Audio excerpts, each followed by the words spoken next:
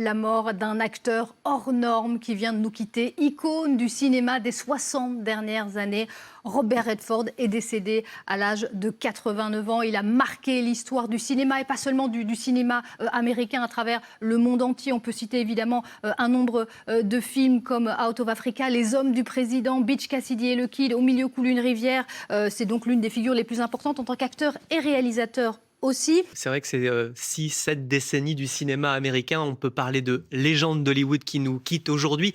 Il incarnait d'une certaine manière un peu l'autre versant que Clint Eastwood a lui pu incarner aussi, plus républicain à droite. Clint Eastwood, eh bien Robert Redford, c'était cet autre regard bleu perçant qu'on découvre au cinéma d'une manière un peu accidentelle. C'est pas du tout quelqu'un qui voulait devenir acteur, c'est quelqu'un qui voulait devenir artiste peintre, qui se rêvait star de théâtre, qui était un amoureux des mots et du texte avant tout, et qui devient, avec peut-être Butch Cassidy et le Kid, malgré lui, l'icône de la fin des années 60. Voilà, ces acteurs à cette période qu'on aime surtout pour le physique, pour une sorte d'incarnation du beau gosse, de l'American Dream, et dont cette image, parce qu'il va jouer aussi Gatsby le Magnifique, par exemple. Il va continuer pendant toutes ces années 70 beau, hein. à surfer sur son physique un petit peu de gendre parfait.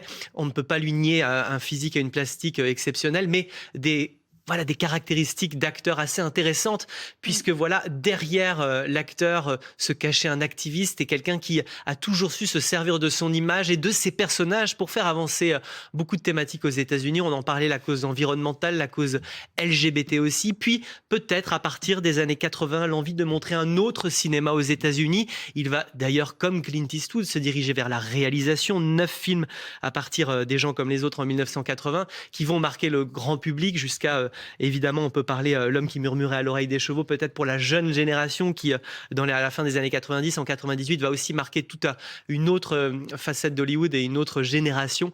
Là aussi, Redford qui va toucher à plusieurs métiers dans le cinéma, qui va être quelqu'un à la fois qui aura des succès populaires et des succès critiques.